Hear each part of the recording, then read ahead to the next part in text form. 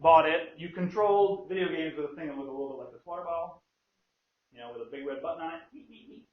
And Nintendo came out with a totally different controller. You used it in a different way. You used both hands. The controls were totally different. Everything about the whole Nintendo experience was different from the physical stuff that you were touching to the way that the games played. This idea that you would be moving on this sort of horizontal scrolling screen, that you weren't just sitting on a static screen like jumping up and down and collecting squares or whatever Atari did, was totally revolutionary. So they had to figure out, how are we going to teach people how to do this, right? And one of the things that they did that's actually super genius, that is really difficult to work into a library website, is they made it really easy to make mistakes. You get a bunch of lives, and it's just a game, and you just start it over if you screwed up, right?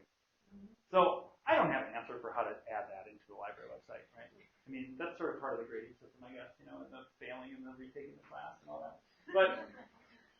But if you think about just the way that they actually designed this first sequence, I started thinking about this, and I actually found this amazing interview with Shigeru Miyamoto, who designed this game, where he talked about the first 15 seconds of this game and how you learn everything there is to know about playing Super Mario Brothers from playing the first 15 seconds of the game. So what do you need to know to win Super Mario Brothers? Those of you who played it, what are the things you need to know?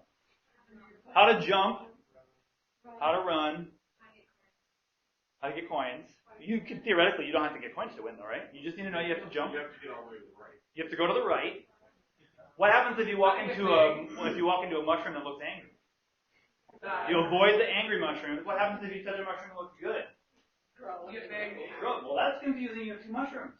How are you going to teach people the difference between the two mushrooms? One's angry and one's not. Well, let's see how they did it. I mean, the thing that's genius is he says, look, it's designed